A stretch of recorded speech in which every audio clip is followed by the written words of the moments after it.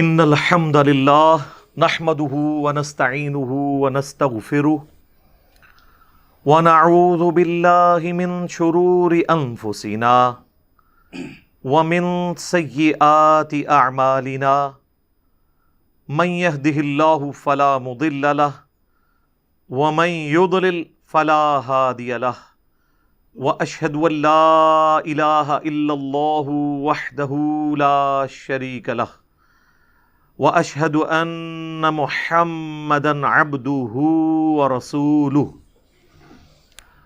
اما بعد فان خير الحديث كتاب الله وخير الهدي هدي محمد صلى الله عليه وآله وسلم وشر الامور محدثاتها وكل محدثة بدعة وَكُلَّ بِدْعَةٍ ضَلَالَةٍ وَكُلَّ ضَلَالَةٍ فِي النَّارِ اعوذ باللہ السمیع العلیم من الشیطان الرجیم من ہمزہ ونفخہ ونفثہ بسم اللہ الرحمن الرحیم رب اشرح لی صدری ویسر لی امری واحلل عقدۃ من لسانی یفقہوا قولی بسم اللہ الرحمن الرحیم ان اللہ وملائکتہ یصلون علی النبی یا ایہا الذین آمنوا صلوا علیہ وسلموا تسلیما اللہم صل علی محمد وعلی آل محمد کما صلیت علی ابراہیم وعلی آل ابراہیم انک حمید مجید اللہم بارک علی محمد وعلی آل محمد کما بارکت علی ابراہیم وعلی آل ابراہیم انک حمید مجید۔ الحمدللہ آج 7 مارچ 2021 کو قرآن کلاس نمبر 70 نمبر میں ہم انشاءاللہ تعالی سورۃ النساء کی آیت نمبر 41 سے آنورڈ انشاءاللہ سٹارٹ لیں گے۔ میرے بھائیو، یہ جو سورۃ النساء کی آیت نمبر 41 ہے، یہ ایک کریٹیکل ٹاپک سے ریلیٹڈ ہے، اور وہ ہے شہادت علی الناس، لوگوں پر اللہ کے لیے گواہی دینا، جو کہ پرائمری فریضہ وقت کے پیغمبر کا ہوتا ہے، اور اس کے بعد پیغمبر علیہ السلام صلی اللہ علیہ وآلہ وسلم، یا وقت کا کوئی بھی پیغمبر ہو علیہم السلام اجمعین، ان کے جو اصحاب ہیں، اور پھر ان کے آگے تابعین، اور اسی طریقے سے نسل در نسل امت میں یہ ذمہ داری ٹرانسفر ہوتی ہے، اور ختم نبوت کی برکت سے تو اسپیسیفکلی ہماری اس امت کی رسپانسبلٹی ہے۔ نبی صلی اللہ علیہ وآلہ وسلم اللہ تعالیٰ کی طرف سے نمائندہ بن کے اس دنیا میں آئے، اور پوری انسانیت تک اللہ کا پیغام پہنچایا جو اپنے زمانے تک وہ پہنچا سکتے تھے۔ تو آپ علیہ السلام کے بعد آپ کی امت نے اس کام کو آگے لے کے چلنا ہے، کیونکہ قیامت تک کوئی پیغمبر نہیں آنا۔ تو نبی علیہ السلام نے شہادت علی الناس کی اپنے زمانے کے لوگوں پر، اور پھر آپ علیہ السلام کے دنیا سے تشریف لے جانے کے بعد آپ کی امت کی ذمہ داری ہے کہ وہ باقی لوگوں پر شہادت علی الناس کرے گی، یعنی اللہ کی گواہی دے گی، اللہ کی طرف لوگوں کو بلائے گی، اور پھر الٹیمیٹلی اس کا انجام قیامت والے دن نکلنے والا ہے کہ اللہ تعالیٰ انبیاء کرام علیہم السلام کو بلائے گا، اور وہ اپنی امت کے حق میں یا امت کے خلاف گواہی دیں گے اللہ کی بارگاہ میں کہ میں نے تو اپنا پیغام پہنچایا تھا، ان لوگوں نے اس کو فالو نہیں کیا، یا انہوں نے آگے پیغام نہیں پہنچایا۔ تو قیامت کے دن کی جو گواہی ہے اللہ تعالیٰ کی بارگاہ میں، اس کا ذکر اس آیت مبارکہ میں آ رہا ہے۔ چونکہ یہ کریٹیکل آیت ہے اور یہ ٹاپک قرآن حکیم میں درجنوں مقامات کے اوپر ڈسکس ہوا ہے، لہٰذا میں اس پہ تھوڑی تفصیلی گفتگو کروں گا سورۃ النساء کی آیت نمبر 41 پہ۔ پہلے ہم اس آیت کو کور کر لیتے ہیں۔ اعوذ باللہ من الشیطان الرجیم، بسم اللہ الرحمن الرحیم۔ فَكَيْفَ إِذَا جِئْنَا مِن كُلِّ أُمَّةٍ بِشَهِيدٍ، اس وقت کیا حال ہوگا، وہ وقت کیسا ہوگا جب کہ ہم لائیں گے ہر امت میں سے ایک گواہ کو اٹھا کر، یعنی اس امت کے پیغمبر کو. وَجِئْنَا بِكَ عَلَىٰ هَٰؤُلَاءِ شَهِيدًا، اور اے محبوب صلی اللہ علیہ وآلہ وسلم ہم آپ کو ان پر گواہ بنا کر اٹھائیں گے، اپنے امتیوں کے اوپر، اپنے زمانے کے لوگوں پر. اب یہ گواہی یہ ہوگی کہ میں نے تو پیغام پہنچا دیا تھا، انہوں نے عمل نہیں کیا، یا جنہوں نے عمل کیا ان تک پہنچانا تو میری ذمہ داری تھی، انہوں نے آگے نہیں پہنچایا. دونوں اعتبار سے اللہ کے محبوب صلی اللہ علیہ وآلہ وسلم کو بھی اور آپ صلی اللہ علیہ وآلہ وسلم سے پہلے جو پیغمبر گزر چکے انہوں نے اپنی امتوں کے حق میں یا ان کے خلاف گواہی دینی ہے. تو ظاہر ہے یہ بہت کرٹیکل ایشو ہے، کیونکہ اس کے اگینسٹ پھر فیصلہ ہونے والا ہے. ظاہر ہے اللہ تعالیٰ کی بارگاہ میں جو وہ عدالت لگنی ہے، جس کا جج خود ہے اللہ، اس کے سامنے گواہ کی حیثیت سے وقت کے پیغمبر پیش ہوں گے، یا پیغمبر کے ماننے والے وہ لوگ جنہوں نے شہادت علی الناس کی تھی پیغمبر کے جانے کے بعد. تو اللہ پھر بدلہ دلوائے گا مخالفین کے اگینسٹ ان لوگوں کو. تو اس ٹاپک کو کہا جاتا ہے شہادت علی الناس، جو وقت کے پیغمبر نے کی یا ان کے ماننے والوں نے اپنے باقی لوگوں تک پہنچائی، امت کے لوگوں تک انہوں نے عمل کیا یا نہیں کیا، سارے اعتبار سے یہ شہادت والا معاملہ ہونا ہے. تو امام جو قیامت کے دن ہوگا وہ وقت کا پیغمبر ہوگا، اور پھر اس کے بعد ان کے بہاف کے اوپر ان کے بعد جتنے لوگ ہیں اپنے اپنے دائرہ کار میں جہاں تک انہوں نے بات پہنچائی ہے ان کی اکاؤنٹیبلٹی ہوگی. اس ٹرم کو ہم کہتے ہیں شہادت علی الناس. ظاہر ہے اس کا پھر انجام کیا ہونے والا ہے وہ اس کے ساتھ ہی اگلی آیت میں ہے. یومئذ یود الذین کفروا، اس دن پھر جو انکار کرنے والے لوگ ہیں، وعصوا الرسول، اور رسول اللہ کی نافرمانی کرنے والے لوگ، اس میں مسلمان بھی شامل ہیں اور کافر بھی. پچھلے دنوں بھی میری ایک ویڈیو اپلوڈ ہوئی ہے جس کا عنوان تھا کافر ورسز مسلم کافر. کافر تو کافر ہے، مسلم بھی کافر ہو سکتا ہے اپنے عمل میں، عقیدے میں مسلمان ہو لیکن عملاً کافر ہو. تو یہاں پہ اللہ نے دونوں چیزوں کا ذکر کیا کہ رسول کا انکار کرنے والے اور ان کی نافرمانی کرنے والے. نافرمانی کرنے والوں میں صرف کفار تو نہیں ہوں گے، مسلمان بھی ہوں گے. تو اللہ تعالیٰ فرما رہا ہے اس دن وہ تمنا کریں گے، لو تسوا بہم الارض، کاش ان کو زمین میں دبا دیا جائے اور زمین برابر کر دی جائے، جان چھوٹ جائے، انہیں زندہ ہو کر جواب ہی نہ دینا پڑے. اللہم لا تجعلنا منہم، آمین. ولا یکتمون اللہ حدیثا، اور پھر وہ اللہ سے کوئی اپنی بات چھپا بھی نہیں سکیں گے. دنیا کی عدالت کو تو آپ دھوکہ دے سکتے ہیں، دنیا میں تو آپ وقت کے پیغمبر کو بھی دھوکہ دے سکتے ہیں اپنی چکنی چپڑی باتوں سے. سورہ توبہ کا ٹاپک یہی ہے کہ نبی آپ کو آگے بہانے کر رہے ہیں، آپ ان سے راضی بھی ہو جائیں. اللہ کو تو یہ دھوکہ نہیں دے سکتے، اللہ کو تو پتہ ہے ان کے دل کا حال کیا ہے. تو اللہ تعالیٰ ہمارا کوئی پھر چھپا نہیں سکے گا. یعنی یہ سارے لولے لنگڑے لیم ایکسکیوزز بہانے یہ دنیا میں چلیں گے، اللہ کی بارگاہ میں کسی کا کوئی بہانہ قبول نہیں ہوگا. وقت کے پیغمبر کا جنہوں نے انکار کیا یا مان تو لیا لیکن ان کی نہیں مانی، رسول کو مانا لیکن رسول کی نہیں مانی، تو نبی صلی اللہ علیہ وآلہ وسلم قیامت والے دن ان کے خلاف گواہی دیں گے. اب اس کو بعض لوگوں نے اس چکر میں لے لیا کہ جی وہ قیامت تک آنے والے سارے مسلمانوں کے نامہ اعمال سے چونکہ وقت کا پیغمبر واقف ہے لہٰذا وہ تبھی تو گواہی دے گا، اور اس سے پھر انہوں نے حاضر و ناظر کا ایک عقیدہ گھڑ لیا کہ جی آج بھی ہم جو کچھ کر رہے ہیں اللہ کے محبوب صلی اللہ علیہ وآلہ وسلم ہمارے اعمال کو دیکھ رہے ہیں، آپ علیہ السلام کی قبر مبارک میں ہمارے اعمال پیش ہوتے ہیں. نعوذ باللہ، یہ عقیدہ لوگوں نے گھڑ لیا. یہ عقیدہ دیوبند کے ہاں بھی پایا جاتا ہے، بریلویوں کے ہاں بھی. اہل حدیث اس معاملے میں کافی حد تک ٹھیک ہے. نبی علیہ السلام اپنے زمانے کے بھی سارے لوگوں کے اعمال سے واقف نہیں تھے، کیونکہ قرآن میں کئی جگہ یہ بات آئی ہے کہ اے نبی آپ کو تو دھوکہ دے سکتے ہیں لیکن اللہ کو تو نہیں دے سکتے. سورہ توبہ کے اندر یہ ٹاپک ڈسکس ہوا ہے. اور پھر آپ دیکھیں علم الغیب کے حوالے سے اگر میں ڈسکشن کروں تو بڑا لمبا ٹاپک ہے, آپ میری ویڈیو دیکھ لیجئے گا, اس میں میں نے کئی ایک آیات قرآن سے پیش کی ہیں کہ نبی کا علم الغیب یہ ہوتا ہے جو اللہ ان کو بتاتا ہے, بس اس سے بڑھ کر نہیں ہوتا, اور اللہ نہ بتائے تو نہیں ہوتا.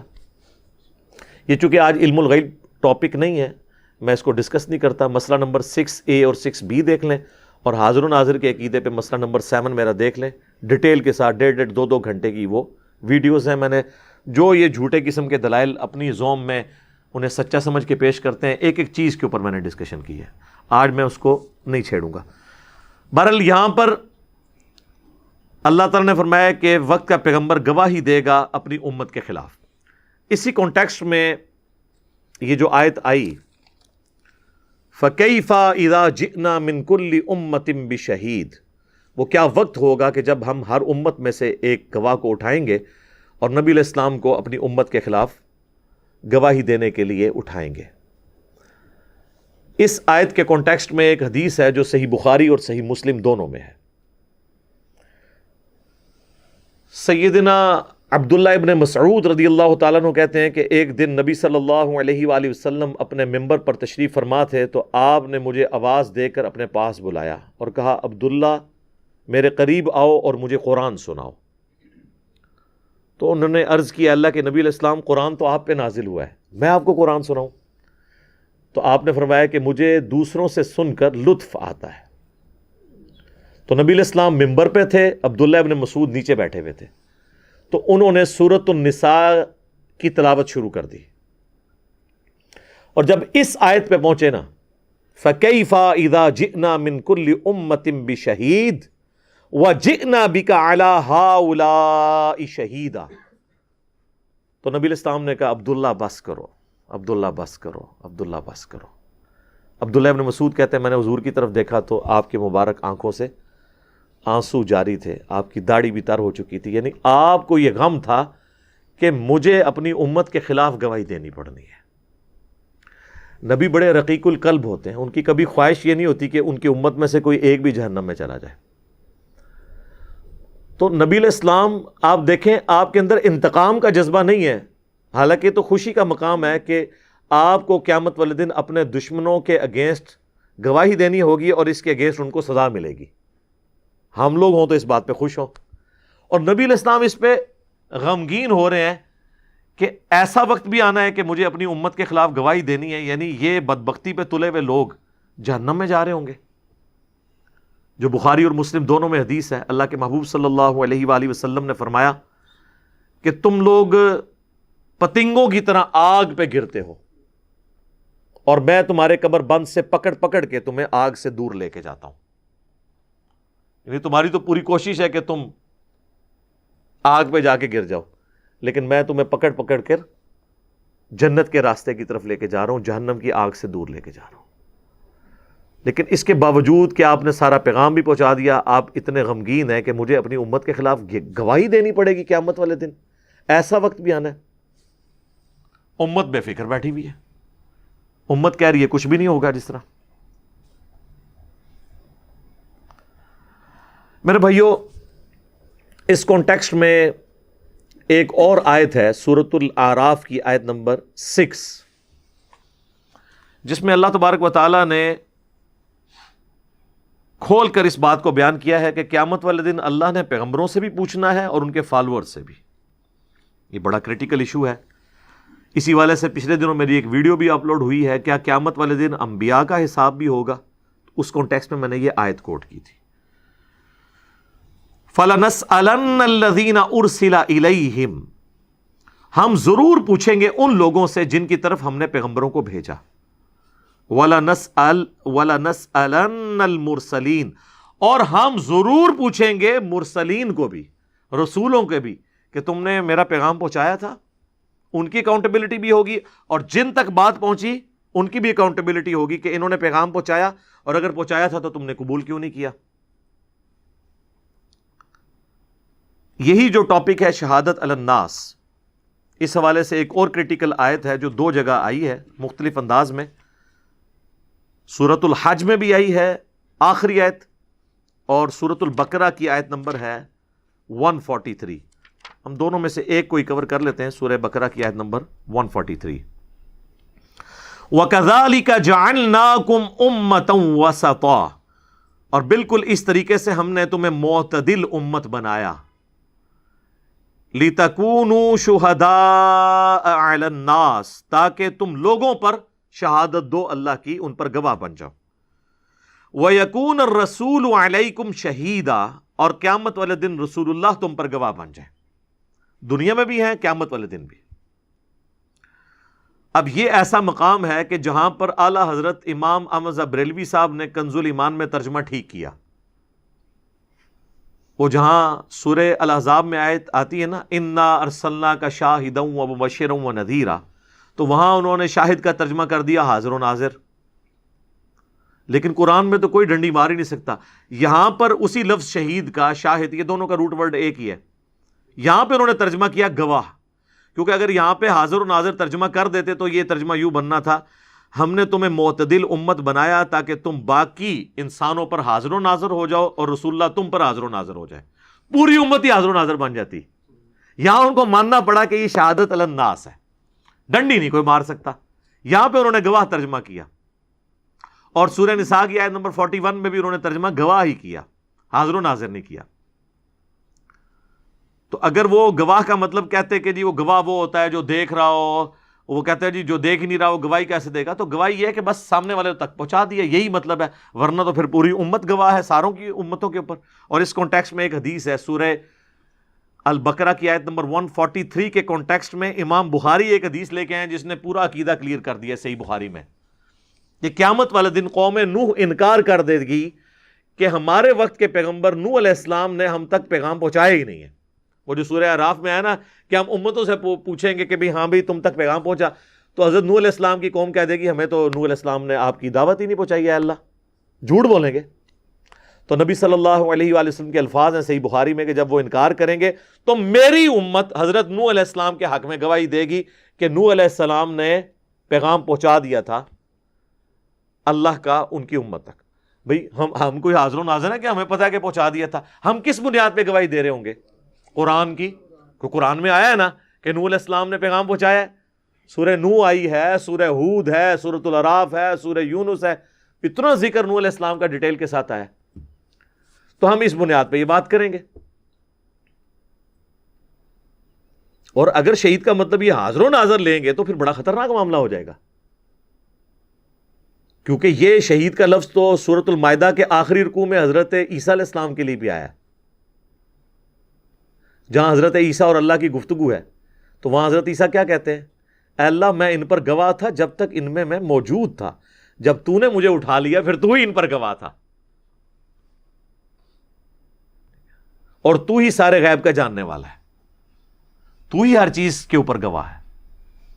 اور اسی آیت کے کانٹیکسٹ میں ایک حدیث ہے بخاری اور مسلم دونوں میں, سورۃ المائدہ کی اس آیت کے کانٹیکسٹ میں, کہ اللہ کے محبوب صلی اللہ علیہ وآلہ وسلم فرماتے ہیں قیامت والے دن میرے کچھ اصحاب کو لایا جائے گا, میں انہیں حوض کوثر پہ جب مشروب پلانے لگوں گا اور میں جب ان کی طرف بڑھوں گا تو ان کے اور میرے درمیان ایک آڑ قائم کر دی جائے گی, مجھے روک دیا جائے گا. تو میں کہوں گا اصحابی اصحابی, یہ تو میرے ساتھی ہیں, یہ تو میرے اصحاب ہیں. تو فرشتے پھر آپ کو بتائیں گے کہ اللہ کے نبی آپ کو نہیں پتا, آپ کے بعد یہ دین سے الٹے قدم پھر گئے تھے اور انہوں نے دین میں بدعتیں جاری کر دی تھیں. تو آپ علیہ السلام فرماتے ہیں میں کہوں گا سحقا سحقا لمن غیر بعدی, سحقا سحقا لمن بدل بعدی, ان پہ پھٹکارو, ان کو مجھ سے دور کر دو جنہوں نے میرے بعد میرے دین کو بدل دیا. اچھا حضور یہ نہیں کہیں گے خیر ہے جی میرے انہیں معاف کر دو, ہم تو یہ کہتے ہیں نا کچھ بھی ہیں تیرے محبوب کی امت سے ہیں. اس شعر کو آپ دیکھیں, سب سے زیادہ محبوب کے ساتھ حقدار تو آپ کے ساتھی تھے نا. تو حضور یہ نہیں کہیں گے کچھ بھی ہے اللہ ہے تو میری امت سے ہے نا, میں ان کی سفارش کرتا ہوں. نہیں, حضور کہتے ہیں میں کہوں گا ان کو مجھ سے دور کر دو جنہوں نے میرے بعد میرے دین کو بدل دیا. اور پھر نبی علیہ السلام کہتے ہیں کہ اس وقت میں بھی اللہ کے حضور وہی بات کروں گا جو عبد صالح عیسیٰ ابن مریم کہیں گے اپنے فالورز کے بارے میں. پھر نبی علیہ السلام نے سورۃ المائدہ کی وہ آیت تلاوت کی. حضرت عیسیٰ علیہ السلام جو کہیں گے نا وہی الفاظ نبی علیہ السلام کہتے ہیں میں بھی دہراؤں گا اللہ تعالیٰ کی بارگاہ میں. وہ کیا ہے؟ وَكُنْتُ عَلَيْهِمْ شَهِيدًا مَا دُمْتُ فِيهِمْ، اے اللہ میں تو ان پر گواہ تھا جب تک ان میں موجود تھا. فَلَمَّا تَوَفَّيْتَنِي، اور جب تو نے مجھے اٹھا لیا، كُنْتَ أَنْتَ الرَّقِيبَ عَلَيْهِمْ، پھر تو تو ہی ان پر گواہ تھا نا. وَأَنْتَ عَلَى كُلِّ شَيْءٍ شَهِيدٌ، اور تو ہی ہر چیز کے اوپر گواہ ہو سکتا ہے نا. انسان کی تو یہ کمپیٹنسی نہیں ہے. تو ادھر سے یہ شہید کا پھر مطلب پتہ چل گیا، ورنہ تو حضور علیہ السلام کو اگر یہ پتا ہوتا کہ آپ کے بعد یہ کیا ہے تو اچھا وہ کہتے ہیں جی اتنے، یار جب بندے نے بات نہ ماننی ہو نا، وہ کہتے ہیں جی وہ بخاری مسلم کی جو حدیث ہے یہ بھی تو آپ کو حضور نے ہی بتائی ہے نا کہ میرے اصحاب لائے جائیں گے، میں ان کو پہچانتا ہوں گا، تو اس کا مطلب ہے کہ حضور کو پتا ہوگا. تو میرے بھائی یہ تو آپ کو وحی کے ذریعے یہ تو بتایا گیا کہ یہ معاملہ ہونا ہے، لیکن آپ کو یہ نہیں پتا کہ یہ کون کون لوگ ہوں گے.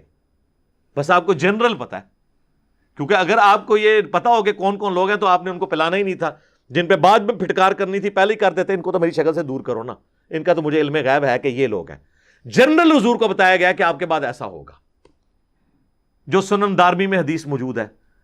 نبی علیہ السلام نے تلاوت کی اذا جاء نصر اللہ والفتح ورأیت الناس يدخلون فی دین اللہ افواجا، اللہ کی فتح آ پہنچی ہے اور آپ دیکھ رہے ہیں کہ لوگ گروہ در گروہ دین میں داخل ہو رہے ہیں. تو حضور علیہ السلام نے فرمایا کہ ان قریب لوگ گروہ در گروہ دین سے نکل بھی جائیں گے میرے مرنے کے بعد. تو آپ دیکھ لیں بخاری مسلم دونوں میں آتا ہے، انہی لوگوں کے بارے میں آیا نا. صحیح بخاری میں الفاظ موجود ہیں. عبداللہ ابن عباس کہتے ہیں یہ وہ لوگ ہوں گے جنہوں نے حضور کی وفات کے بعد مرتد ہو گئے تھے اور حضرت ابوبکر نے ان کے ساتھ قتال کیا تھا. منکرین زکوٰۃ تھے یا مسلمہ کذاب کے ساتھ جو لوگ مل گئے حضور کی زندگی تک، تو وہ حضور کے غلبے کی وجہ سے مسلمان ہو گئے، بعد میں انہوں نے اسلام چھوڑ دیا. تو اسی لیے حضور ان کو اصحابی کہہ رہے ہیں کہ میرے ساتھی. آج کی ڈیٹ میں تو ظاہر نہیں ہے، لیکن ساروں کے بارے میں ہمیں بھی نہیں پتا، ظاہر ہے ساروں کی کوئی لسٹ تو نہیں بنی ہوئی. تو یہ بڑا کرٹیکل معاملہ ہے. تو اللہ تعالیٰ فرما رہا ہے شہادت علی الناس اس امت نے بھی کرنی ہے، رسول اللہ بھی شہادت علی الناس کرنے والے ہیں. اور قوم نوح کے انکار کے اوپر میں نے بتایا بخاری میں حدیث ہے کہ یہ امت گواہی دے گی نوح علیہ السلام کے حق میں. یہی سیم آیت جو ہے وہ سورۃ الحج کی آیت نمبر 78 میں بھی یہی الفاظ ہیں. وہاں پہ بھی اعلیٰ حضرت نے ترجمہ حاضر و ناظر نہیں کیا بلکہ گواہ کیا ہے. تو اس لیے میں کہتا ہوں قرآن آپ جس کا بھی پڑھیں ذرا کان کھول کے دماغ کھول کے پڑھیں تو آپ کو پتہ چل جائے گا کس نے کس جگہ پہ ڈنڈی ماری، خود بخود پتہ چل جائے گا. یہ نہیں ہے کہ ہر جگہ وہ ڈنڈی مار لے، ورنہ تو ہدایت کا دروازہ ہی بند ہو جائے گا. یہ کبھی کسی کو نہ ریکمینڈ کریں کہ یہ ترجمہ پڑھو فلانا پڑھو، ترجمے سارے برابر ہیں، سب سے ایک جیسا ہی مفہوم نکلنا ہے. ایاک نعبد و ایاک نستعین کا ترجمہ کسی نے نہیں کیا کہ اے اللہ عبادت تو تیری کرتے ہیں، مدد قبر والے سے مانگتے ہیں. اے اللہ عبادت تو تیری کرتے ہیں لیکن مدد کے لیے یا شیخ عبد القادر جیلانی مدد کہتے ہیں. یہ کس نے کیا ترجمہ؟ جو پکار رہے ہیں انہوں نے بھی نہیں یہ ترجمہ کیا. تو قرآن خود اپنی حفاظت کرتا ہے. اچھا یہ شہادت علی الناس کے حوالے سے صحیح بخاری اور صحیح مسلم میں ایک اور بڑی ڈیٹیل حدیث ہے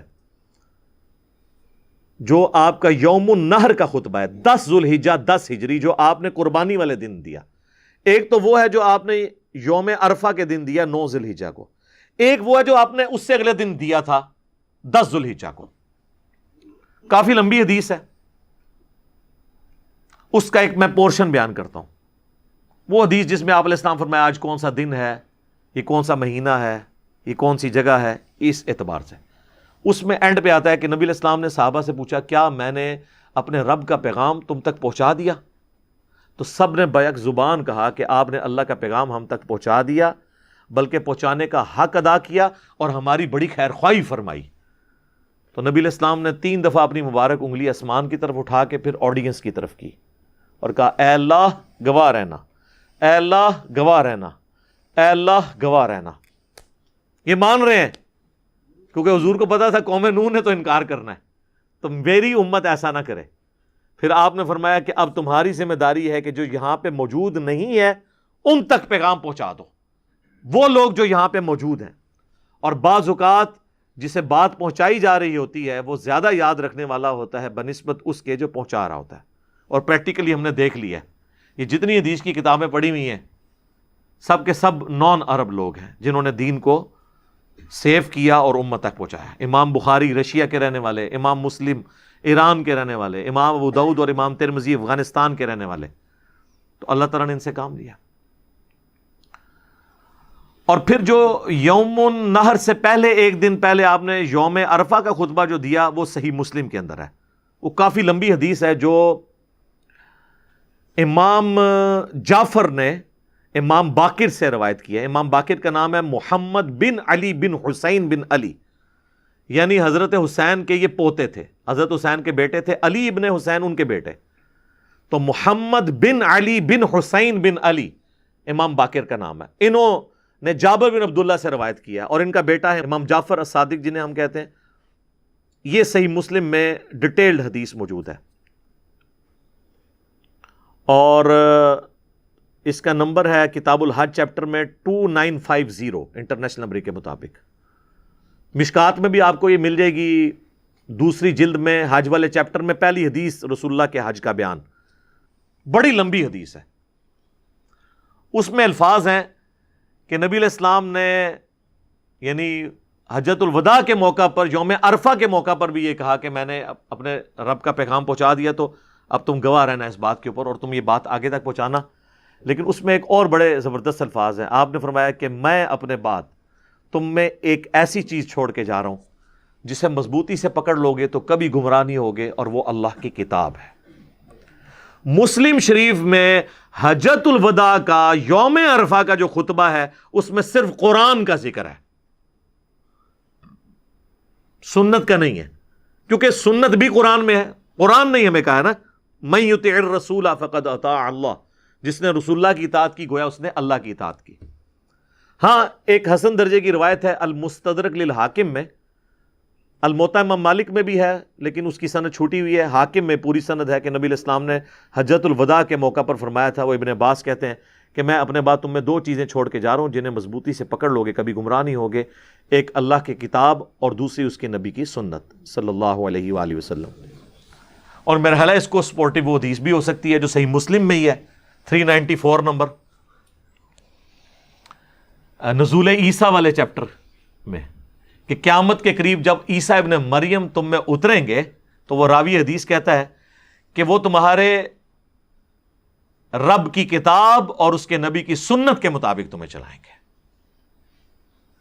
کتاب اللہ اور سنت کا ذکر بھی مسلم شریف میں موجود ہے کہ قیامت تک حضرت عیسیٰ علیہ السلام بھی نبی ہونے کے باوجود نبوت اپنی جگہ رہے گی لیکن امتی کی حیثیت سے آئیں گے، فقہ حنفی کے مطابق عمل نہیں کروائیں گے. وہ شیخ احمد سرہندی دیکھیں جن کو بریلوی دیوبندی اہل حدیث تینوں بزرگ مانتے ہیں، انہوں نے اپنے مکتوبات میں لکھا ہے کہ ہمارے بزرگوں نے کشف کے ذریعے دیکھا ہے کہ عیسیٰ ابن مریم بھی جب دنیا میں اتریں گے تو فقہ حنفی کے مطابق عمل کریں گے. پھر ان کو حیا آئی کہ یہ تو میں بہت بڑا کلیم کر رہا ہوں. انہوں نے کہا نہیں، اصل میں ہوگا یہ کہ حضرت عیسیٰ اجتہاد کریں گے اور ان کا اجتہاد بھی امام حنیفہ سے مل جائے گا. بھئی وہ راوی حدیث تو کہہ رہا ہے وہ اللہ کی کتاب اور اس کے نبی کی سنت کے مطابق عمل کریں گے، یہ بندہ 1000 سال بعد آ کے ایک نویں گل پہ چھوڑ دا ہے. کیڑا اجتہاد؟ امام حنیفہ کا اجتہاد تے اج ویلڈ نہیں رہا. ویڈیو کیمرے کا مسئلہ، کتبین پہ نماز کا مسئلہ، ریل گاڑی میں نماز کا مسئلہ، انتقال خون کا مسئلہ، پوسٹ مارٹم کا مسئلہ، اعضاء کی پیوند کاری کا مسئلہ. آج کے تو کتنے مسئلے جو ہیں رہے عقیدے تو وہ امام حنیفہ سے تو نہیں لینے، وہ تو کتاب و سنت میں پہلے ہی موجود ہیں. یہ ویسے انہوں نے چلاکی کی ہے بچنے کے لیے، ادروائز یہ پوری ایک سمجھ لیں پوری سازش کی ہے انہوں نے، کیونکہ اس کے آگے الفاظ ہیں کیٹاگوریکلی.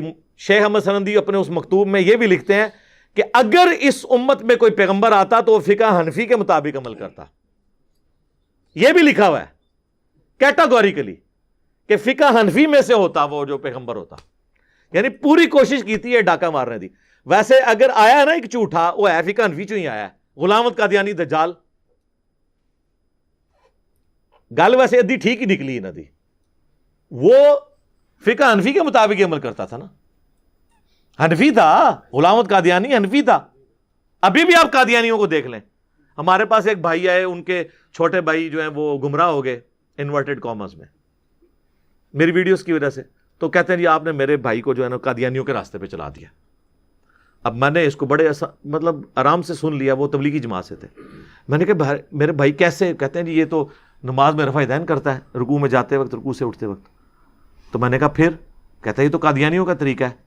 میں نے کہا جی قادیانیوں کی عبادت گاہ ہمارے قریب ہی، ابھی جا کے دیکھتے ہیں کہ وہ آپ کے طریقے پہ نماز پڑھ رہے ہیں یا اس طریقے پہ. اب ہونا تو چاہیے تھا جی اٹھیں، کہنے نہیں، بات مانی بھی نہیں اور پیچھے بھی ہٹ گئے. تو میرے حنفی بھائیوں، غلام احمد قادیانی دجال کے ماننے والے بالکل آپ کے طریقے پہ نماز پڑھتے ہیں، وہ اس طریقے پہ نہیں پڑھتے جو بخاری مسلم میں ہے. لہذا جو بخاری مسلم کو پڑھ لے گا نا، اس کی صرف نماز نہیں ٹھیک ہوگی، بلکہ سب سے پہلے وہ کہے گا کہ قادیانیوں کی تو نماز ہی غلط ہے. عقیدے کو تو بعد میں دیکھیں گے، ایک موٹی سی چیز جو سامنے نظر آ رہی ہے تو ان سے بچ جائے گا. بہر حنفیوں کا خدشہ ہے کہ وہ پھنس جائیں کہ یہ بھی ہمارے جو ہیں حنفی بھائی ہیں. ظاہر ہے جب آپ الزام لگائیں گے تو پھر ہم علمی بات آپ سے کریں گے. تو وہ آپ کے حنفی بھائی ہیں، وہ فقہ حنفی کے مطابق عمل کرتے ہیں، قرآن و سنت پہ نہ وہ چل رہے ہیں نہ آپ چل رہے ہیں. تو اس میں امام حنیفہ رحمہ اللہ کا کوئی قصور نہیں ہے. آج اگر عیسائی حضرت عیسیٰ علیہ السلام کے ساتھ کوئی غلط چیزیں منسوب کیے ہوئے ہیں تو عیسیٰ ابن مریم تو وجیہاً فی الدنیا والآخرہ ہے، ٹھیک ہے، اس میں تو کوئی شک نہیں ہے، دنیا اور آخرت میں اللہ کے مقرب بندوں میں سے وجاہت والے ہیں. تو یہ میں نے ایک ضمناً اس کے ساتھ ذکر کر دیا. اب اسی کانٹیکسٹ میں ایک اور آیت بھی ہے، میں وہ کور کر دیتا ہوں. وہ اکثر کہتے ہیں جی قیامت والے دن ہر شخص کو اس کے امام کے ساتھ اٹھایا جائے گا، اور پھر وہ باقاعدہ ویڈیوز بنی ہوئی ہیں کہ جی حنفی تو امام حنیفہ کے ساتھ اٹھ رہے ہوں گے، شافعی جو ہیں ان کے ساتھ اٹھ رہے ہوں. اب یہ اماموں کی ہم توہین نہیں کر رہے، امام ہمارے سروں کا تاج ہیں، وہ بھی یہ بات سنیں تو ان کو لتر ماریں. یعنی مجھے اگر کوئی یہ کہے نا کہ علی بھائی آپ کے جتنے اسٹوڈنٹ ہیں وہ آپ کے ساتھ اٹھائے جائیں گے اور آپ ان کے امام ہوں گے، تو میں آپ کے پاؤں پکڑوں گا، یا کیوں مروان لگائے منو. تو امام حنیفہ، امام شافعی، امام مالک وہ یہ جرت کریں گے کہ ہم امام بنے ہوئے ہیں اس اعتبار سے. اچھا، تو وہ کہتے ہیں جی قرآن میں آیت ہے کہ ہر شخص کو قیامت والے دن اس کے امام کے ساتھ بلایا جائے گا. تو سر وہ قرآن اس امام کا نام بھی تو بتا رہا ہے نا، کون ہے؟ وقت کا پیغمبر.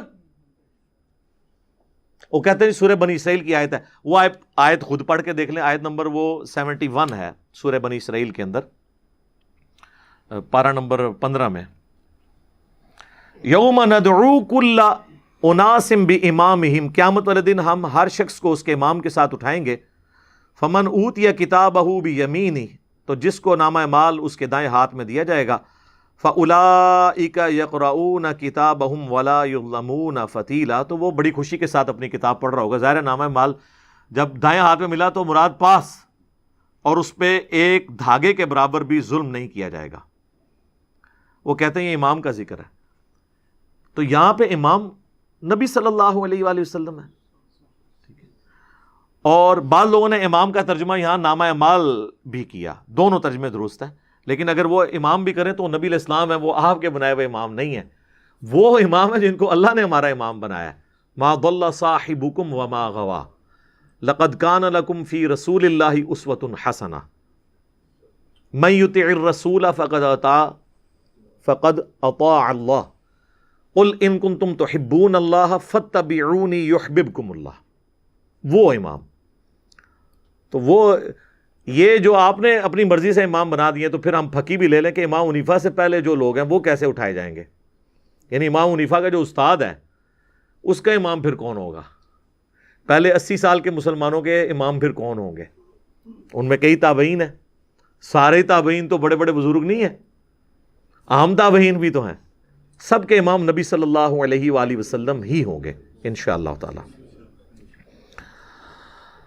اچھا، اب جن لوگوں نے نبی علیہ السلام کو امام نہیں مانا ہوگا، قیامت کے دن اللہ تعالیٰ قرآن میں خود ہی فرما رہا ہے کہ قیامت والے دن جو لوگ ہیں وہ اس بات کے اوپر اپنے ہاتھ چبائیں گے جنہوں نے رسول اللہ کی دعوت قبول نہیں کی ہوگی.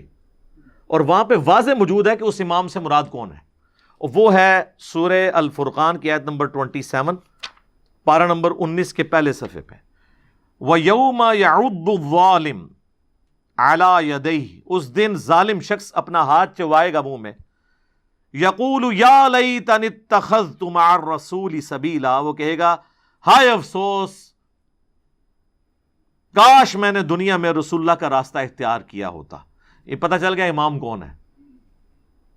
یا ویلتا، ہائے افسوس، لیتنی لم اتخذ فلانا خلیلا، میں نے فلاں شخص کو اپنا ساتھی نہ بنایا ہوتا، میرے دوست نے مجھے مروا دیا. لقد اضلنی عن الذکر بعد اذ جاءنی، بے شک میرے دوست نے مجھے گمراہ کر دیا حالانکہ میرے پاس الذکر قرآن آ چکا تھا. انا نحن نزلنا الذکر وَإِنَّا لَهُ لَحَافِظُونَ وَكَانَ الشَّيْطَانُ لِلْإِنسَانِ خَذُولًا، اور شیطان تو ظاہر ہے کہ وہ اسی طریقے سے دھوکہ دینے والا ہے، انسان کے ساتھ دغا اور فریب کرنے والا ہے۔ وقال الرسول یا رب ان قوم اتخذوا هذا القرآن مہجورا، سورۃ الفرقان آیت نمبر 30۔ اور رسول اللہ شکایت کریں گے کہ میری قوم نے قرآن کو پیٹھ کے پیچھے ڈال دیا تھا۔ تو نبی الاسلام ہی گواہی دے رہے ہوں گے، نبی الاسلام ہی امام ہوں گے، جو جہنم میں جا رہے ہوں گے وہ بھی کہہ رہے ہوں گے کہ افسوس ہم نے اپنے وقت کے پیغمبر کی دعوت کو قبول نہیں کیا۔ تو لہٰذا امام سے مراد بھی اکثر لوگ پوچھ رہے ہوتے ہیں جی قرآن چ امام دا ذکر موجود ہے، قرآن تو یو فون بھی ہے، یو فون دیے جائے گے، یو فون یعنی ان کو پورا کا پورا بدلہ دیا جائے گا۔ وہ یو فون ہمارا وہ موبائل نیٹ ورک بھی ہے، تو اس طرح پڑھانا ہے تو پڑھا دے رہو، یو فون بھی موجود ہے، کٹ لو جو کچھ کرنا ہے۔ تراوی بھی چوں 20 تراویاں کٹ لو، لیکن تراوی پنجابی سے بنے گا، تو جو مرضی آپ نکالیں۔ تو یہ تو میرے بھائی علمی باتیں ہیں۔ اب یہ قرآن کے حوالے سے نبی الاسلام شکایت کریں گے کہ میری امت نے قرآن کو پیٹ کے پیچھے ڈال دیا تھا، کیونکہ حضور کی وفات کے بعد اس امت پہ خلیفہ قرآن ہے۔ بخاری مسلم دونوں میں حدیث ہے، عبداللہ ابن ابی اوفا سے پوچھا گیا کہ نبی الاسلام نے اپنا وصی کسی کو بنایا تھا، کسی کے لیے وصیت کی تھی؟ تو انہوں نے کہا ہمیں رسول اللہ نے بس قرآن کے مطابق چلتے رہنے کی وصیت کی تھی۔ قیامت تک کے لیے وصی رسول کون ہے، خلیفۃ الرسول کون ہے؟ قرآن۔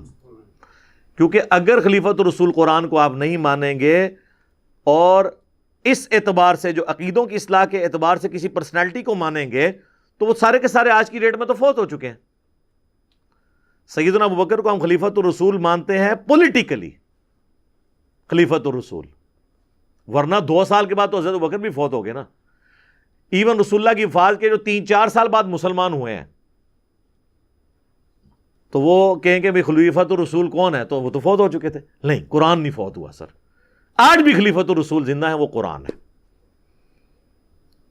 صحیح مسلم میں حدیث ہے، القرآن حجت لک او علیک، قرآن قیامت والے دن یا تو تیرے حق میں گواہی دے گا یا تیرے خلاف گواہی دے رہا ہوگا۔ یہ صحیح مسلم میں حدیث ہے، سیدنا عمر کہتے ہیں کہ نبی علیہ السلام سے میں نے خود سنا تھا کہ اللہ تعالیٰ اس کتاب کے ذریعے قوموں کو عروج دے گا اور اس کتاب کے ذریعے ہی قوموں کو زوال دے گا جو اس کو چھوڑ دیں گے۔ جسے ڈاکٹر اقبال نے جواب شکوہ میں کہا نا، وہ زمانے میں معزز تھے مسلمان ہو کر اور تم خوار ہوئے تارک قرآن ہو کر۔ یہ مسلم شریف کی حدیث کا ترجمہ ہے۔ باقی جو صحیح مسلم کی حدیث غدیر خم والی ہے نا جی، میری نظر میں اس روئے ارض پہ جتنی بھی حدیثیں قرآن کی شان میں ہیں نا، ان میں اگر آپ گریڈنگ کریں تو پہلے نمبر پہ جو حدیث ہے نا وہ مسلم شریف کی ہے۔ جو 4 حدیثیں ہیں مسلم میں غدیر خم کی، انٹرنیشنل نمبر کے مطابق 6225 سے لے کر 6228 تک، جو ہم نے اپنے منہج پہ بھی لکھ کے لگائی ہے کہ نبی علیہ السلام نے اپنی وفات سے 2.5 مہینے پہلے حج سے واپسی پر، حجۃ الوداع کے بھی بعد کا یہ خطبہ ہے، اس کو بھی سپرسیڈ کر رہا ہے، مکے سے مدینے آتے ہوئے خم نامی گاؤں میں پانی کے لیے پڑاؤ کیا، اونٹ کے پلان کا ممبر لگایا گیا آپ کے لیے۔ آپ علیہ السلام نے اس پہ کنکلوڈنگ گفتگو کی، اے لوگو آگاہ ہو جاؤ، میں بھی ایک انسان ہوں، قریب ہے کہ اللہ کا قاصد یعنی موت کا فرشتہ میرے پاس آئے اور میں اس کی دعوت قبول کر لوں، یعنی میں نے بھی دنیا سے جانا ہے۔ میں اپنے بعد تم میں 2 بھاری چیزیں چھوڑ کر جا رہا ہوں، ان میں سے پہلی چیز اللہ کی کتاب ہے۔ اب ذرا یہ الفاظ سنیں، یہ دنیا کی کسی حدیث میں نہیں ہے۔ پہلی چیز اللہ کی کتاب ہے، اس میں ہدایت ہے، اس میں نور ہے۔ تم اللہ کی کتاب کو پکڑو، اپنا تعلق اس کتاب کے ساتھ مضبوط کرو۔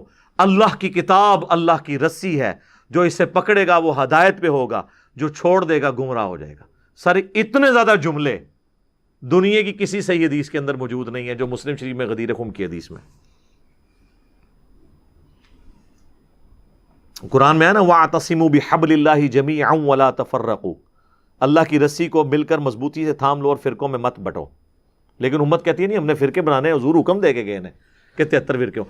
او جناب یہ نہیں کہہ کے گئے کہ بنانا، او ڈرا کے گئے نے، ورنہ تو مسلم شریف میں یہ حدیث ہے کہ قرب قیامت میں عورتیں ایسا لباس پہنیں گی گویا کہ وہ ننگی نظر آئیں گی۔ تو اس کا کیا مطلب ہے کہ آپ پہنانا شروع کر دیں؟ تو فرقوں سے ڈرایا گیا ہے کہ بنانے نہیں ہیں۔ حضور قرآن کے خلاف چل سکتے تھے، نعوذ باللہ۔ قرآن کہہ رہا ہے کہ فرقے نہ بناؤ۔ یہ تو بتایا کہ بنیں گے، بننا تم نے اس میں حصہ نہیں بننا، مسلمان ہی کہلانا ہے. تو یہی تو ہم کہہ رہے ہیں آپ سے کہ مرنے سے پہلے اے مسلمان کر لے اس پہ غور. کتابوں کا خدا اور ہے، بابوں کا خدا اور جب تو غور کرے گا تیرے اندر سے آواز نکلے گی کیا کہ نہ میں بابی نہ میں بابی، میں ہوں مسلم علمی کتابی. مسلم بنے. اور پھر فرمایا کہ دوسری بھاری چیز میرے اہل بیت ہیں، میں اپنے اہل بیت کے معاملے میں تمہیں اللہ کا خوف دلاتا ہوں. اور اس جملے کو آپ نے 3 دفعہ ریپیٹ کیا. میں تمہیں اللہ سے ڈراتا ہوں اپنے اہل بیت کے معاملے میں، میں اللہ سے ڈراتا ہوں تمہیں اہل بیت کے معاملے میں، یعنی میری وفات کے بعد ان کے ساتھ حسن سلوک کرنا. لیکن امت بالکل الٹ چلی ہے، نہ قرآن کو پکڑا اور نہ اہل بیت کو زندہ چھوڑا. دیکھ لینا بالکل الٹ چلی ہم. اور ہم یہ دعوے سے بات کرتے ہیں کہ دنیا میں یہ پلیٹ فارم ہے جو غدیر خم پہ کھڑا ہے. قرآن کی بھی توحید جس طریقے سے یہاں سے بیان ہوئی ہے اور صدیوں کے وسوسے سیٹل ہوئے ہیں عقیدہ توحید کے اعتبار سے، کسی اور نے نہیں کیا ہے. اور اگر کسی کو توحید کا نشہ تھا نا کہ اس نے کیا ہے، اہل بیت کے وہ دشمن تھے پکے، یزیدی پارٹی تھی، آدھی حدیث لی ہوئی تھی. اہل بیت کا دفاع بھی یہاں سے ہوا ہے، ناصبیوں کے اگینسٹ، آل امیہ کے اگینسٹ. مکمل غدیر خم پہ کھڑے ہیں.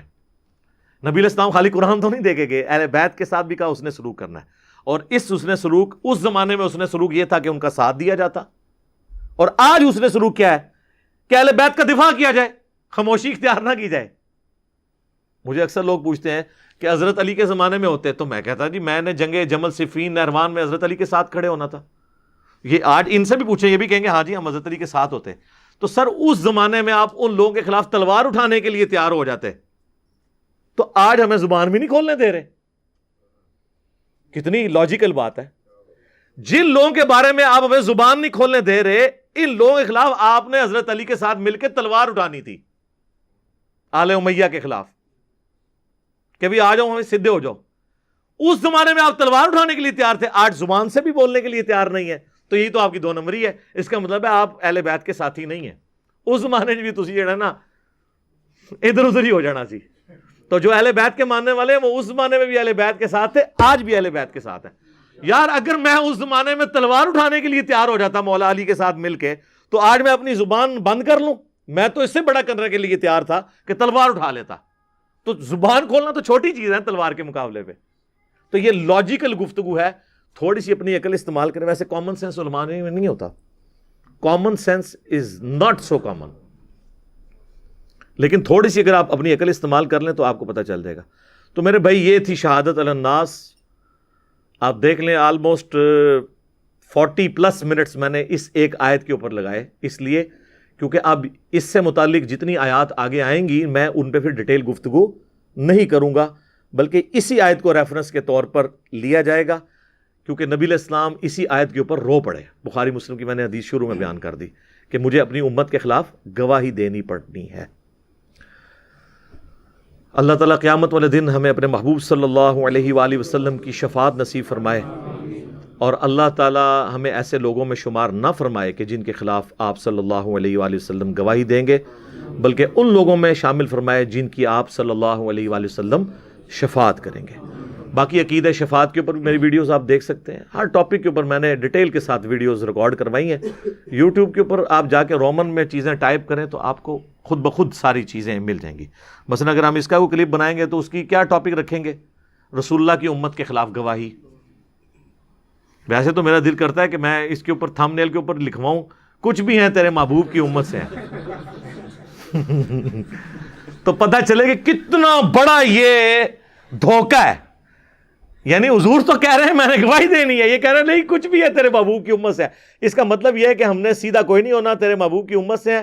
اب قیامت کے دن جب تک حضور علیہ السلام ہمارے خلاف گواہی دے کے نعوذ باللہ ہمیں دھکے مار کے دوزخ میں نہیں پھینکتے نا، اس وقت تک ہم نے یہ شعر ہی بلند کرتے رہنا. یہی مطلب ہے نا، قرآن تو یہی کہہ رہا ہے. تو اب مجھے بتائیں ان جملوں کے بعد اگر میں یہ دھیمے سے انداز میں کہوں کہ مرنے سے پہلے اے مسلمان کر لے اس پہ غور، کتابوں کا خدا اور ہے، بابوں کا خدا اور، کتابوں کا رسول اور ہے، بابوں کا رسول اور، کتابوں کا دین اور ہے، بابوں کا دین اور کتابوں کا جہاں اور ہے، بابوں کا جہاں اور.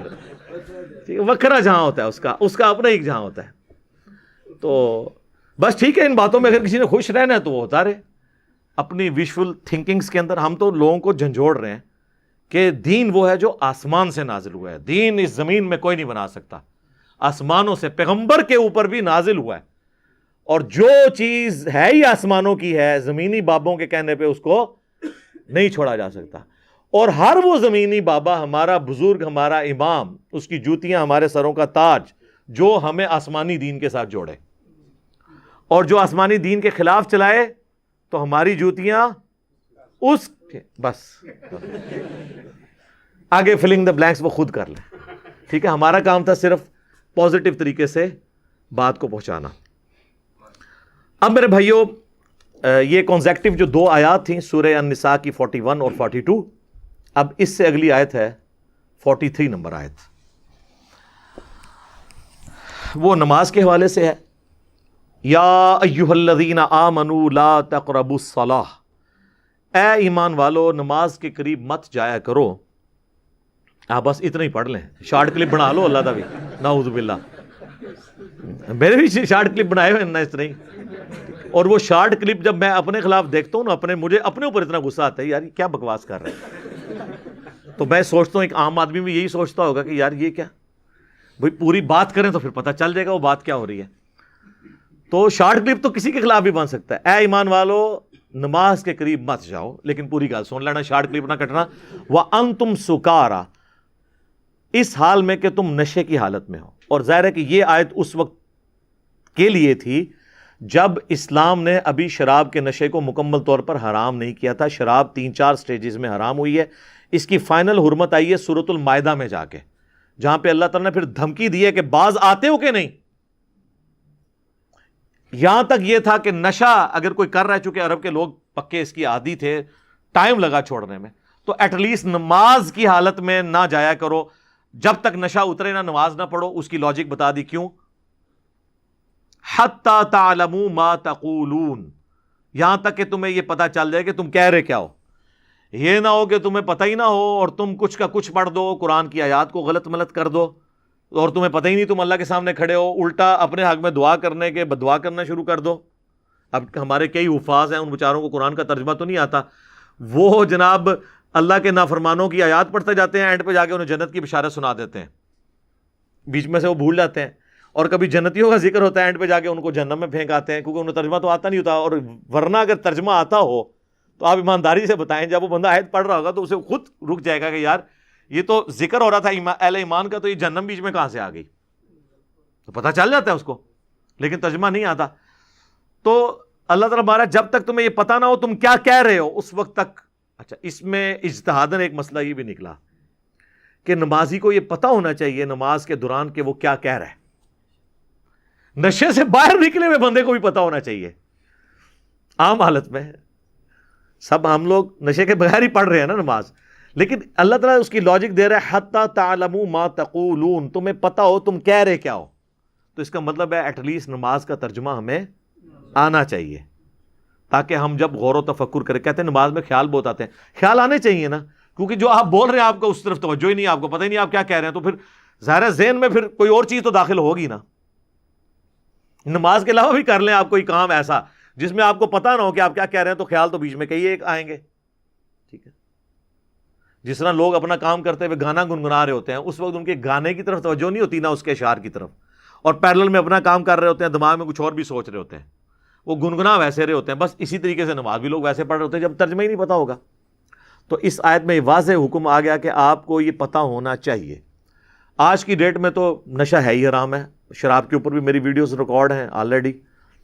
اچھا, اس آیت کے کانٹیکسٹ میں آپ کو پتہ ہے کچھ سال پہلے ڈاکٹر اسرار صاحب نے بھی اس آیت کے کانٹیکسٹ میں جامعہ ترمذی سے اور سنن ابی داؤد کے اندر سے ایک حدیث بیان کر دی تھی سیدنا علی کے حوالے سے, اور اس کے اوپر آپ کو پتہ ہے کافی زیادہ ہنگامہ کھڑا ہوا تھا, اور لوگوں نے یعنی یہ اس میں برابر کرانے کی کوشش کی کہ معاذ اللہ کو ڈاکٹر اسرار صاحب نے سیدنا علی کی توہین کے لیے بیان کیا.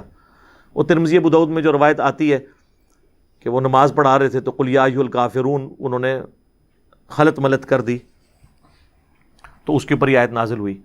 اب یہ جو حدیث ہے نا جی، اس کی صحت کے بارے میں محدثین کے ہاں اختلاف پایا جاتا ہے. بعض اسے صحیح سمجھتے ہیں، بعض اسے ضعیف سمجھتے ہیں. جو صحیح سمجھتے ہیں وہ کہتے ہیں اس کی سند حسن درجے کی تو ہے. جو ضعیف سمجھتے ہیں وہ کہتے ہیں اس میں ایسے راوی ہیں جو ناسبی ہیں، حضرت علی سے بغض رکھنے والے ہیں، لہٰذا ان کی بات حضرت علی کے خلاف ایکسیپٹ نہیں کی جائے گی، انہوں نے گھڑی ہوگی. بہرحال دونوں صورتوں میں ڈاکٹر اسرار صاحب پہ یہ تہمت نہیں آپ لگا سکتے. اس کی وجہ یہ ہے کہ انہوں نے اس سے یہ رزلٹ نہیں نکالا نعوذ باللہ من ذالک کہ حضرت علی کی توہین کی ہو. باقاعدہ انہوں نے اس میں کلیریفائی کیا کہ اگر اس زمانے میں کسی نے پی ہے تو سورہ المائدہ میں اللہ نے اس کے پینے کو اپنے حق میں آن کیا ہے. سورۃ المائدہ کے اندر اللہ تعالیٰ نے کہا کہ جو گزشتہ ہو چکا اس کے اوپر کوئی گرفت نہیں ہے، کیونکہ اس وقت بھی بعض لوگوں کے دماغ میں یہ بات آ گئی نا کہ یار ہم جو پہلے پیتے رہے ہیں تو اس میں کیا بنے گا، ہمارے تو کسی نے تو آج کے دور کا کوئی بندہ ہو تو کہ تو ساڈے تے جینز ہی بھی وڑ گئی ہے، وہ کس طرح نکلے گی، ساڈے تے خون بھی وڑ گئی ہے تو وہ کس طرح نکلے گی. تو اللہ تعالیٰ نے وہ وہم نکال دیا کہ اگر اس زمانے میں کسی نے اس طرح کیا تھا نا تو اس کے اوپر پھر اس اعتبار سے کوئی گرفت نہیں ہوگی، کیونکہ ظاہر ہے اللہ تعالیٰ نے اس کے اوپر کوئی سختی فرمائی نہیں تھی. جب اللہ تعالیٰ نے سختی نہیں فرمائی تھی تو آپ اس کے حوالے سے کسی کو بلیم نہیں کر سکتے. اب ڈاکٹر اسرار صاحب کے حوالے سے جو ہے، میں یہاں پہ ٹائم تھوڑا رہ کے ورنہ میں وہ آیات بھی تلاوت کرتا، میں اس کو اسکپ کرتا ہوں. سورۃ المائدہ میں آپ کو آیات مل جائیں گی. ڈاکٹر اسرار صاحب کے حوالے سے چونکہ کافی ہنگامہ اس وقت کھڑا ہوا تو بعض لوگوں نے ان کے اوپر یہ گرفت کی. تو میں نے اس وقت بھی جواب دیا تھا کہ اگر وہ اس روایت کو صحیح سمجھتے ہوئے بیان کر رہے ہیں تو اس سے کوئی حضرت علی کی تنقیص انہوں نے مراد نہیں لی ہے. اور پھر ڈاکٹر اسرار صاحب تسبیح فاطمہ والی حدیث جو بخاری مسلم میں ہے، 33 دفعہ سبحان اللہ، 33 دفعہ الحمدللہ، 34 دفعہ اللہ اکبر، وہ جب بھی حدیث بیان کرتے تھے تو وہ ان کی آنکھوں میں آنسو آ جاتے تھے. تو ان کی اہل بیت سے عقیدت تھی. تو اس طرح ایک واقعے کو اٹھا کے کسی شخص کی آپ علمی اختلاف تو کر سکتے ہیں، لیکن اس کے بارے میں یہ فتویٰ نہ لگائیں کہ یہ فارغ ہو گیا. آپ علمی اختلاف کریں اور اس کو قائل کریں کہ یہ یوں نہیں، یہ یوں ہے.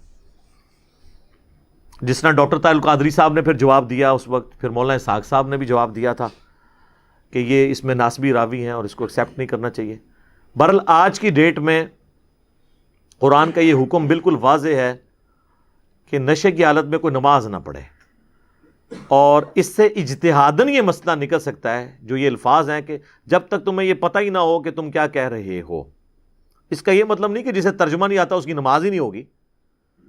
نماز اللہ نے ظاہر پہ رکھی ہے اور یہ اللہ کی بڑی کرم نوازی ہے. آپ دیکھیں نماز کے فرائض میں کہیں یہ نہیں ہے کہ آپ کو ترجمہ آتا ہو. نماز کے فرائض میں کہیں یہ نہیں ہے کہ آپ کا دھیان نماز ہی کی طرف ہو، کیونکہ اللہ کو بھی پتا تھا کہ دھیان ادھر ادھر ہو سکتا ہے. نماز کی جب بھی بات ہوتی ہے تو کیا جاتا ہے جی، وضو ہو، جگہ پاک ہو، کپڑے پاک ہوں، اللہ اکبر کہہ کے شروع کرنی ہے، قیام کرنا ہے، اس میں فاتحہ اور سورت ملانی ہے، پھر رکوع کرنا ہے، رکوع سے سیدھا کھڑا ہونا ہے، ہر رکعت میں 2 سجدے کرنے ہیں، 2 سجدوں کے درمیان بیٹھنا ہے، 2 رکعتوں کے بعد تشہد پڑھنی ہے اور 4 رکعتوں کے بعد تشہد پڑھ کے سلام پھیر دینا ہے. ہمیشہ نماز کے ظاہر کے اوپر بات ہوتی ہے. نماز کے فرائض بھی جو فقہاء نے لکھے نا جی، پہلا تکبیر تحریم ہے، دوسرا قیام ہے، تیسرا قرات ہے. کہیں آپ کو خشوع خضوع نماز میں توجہ ہونا، یہ آپ کو کسی فقہ کی کتاب میں نماز کے ارکان میں نہیں ملے گا. اسی لیے کہ اللہ تعالیٰ کو پتا تھا کہ ہر انسان ایک لیول پہ پہنچ نہیں سکتا، تو اس لیے ظاہری نماز کا بعض لوگ اس وجہ سے نماز پڑھنا بھی چھوڑ جاتے ہیں. تو میں وہ کہہ رہا ہوں کہ یہ ایک ڈیوٹی ہے، آپ نے ڈیوٹی دینی ہی دینی ہے.